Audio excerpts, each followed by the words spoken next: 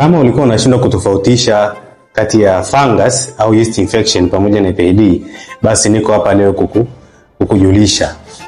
Sasa watu wengi wao wanashindwa kutofautisha kwa sababu ile dalili ya kutoka maji yenye rangi nyeupe ukeni. Sasa iko hivi, fungus inaambatana na kutoka maji meupe ukeni yenye rangi kama maziwa hivi.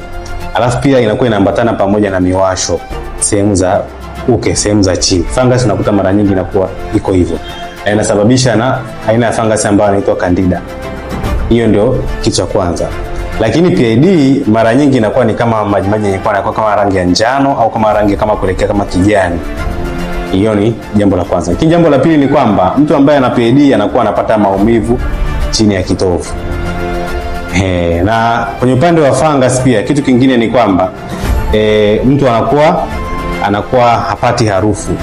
Mara nyingi anakuwa hapati sana harufu. Lakini mtu ambaye ana PID mara nyingi anapata harufu kali sana. Sasa hiyo ndio tofauti kubwa sana kati ya PID pamoja na fungus. Mara nyingi PID unapata maumivu chini ya kitovu na unakuwa unatoka na maji yenye rangi kama njano hivi kama kijani.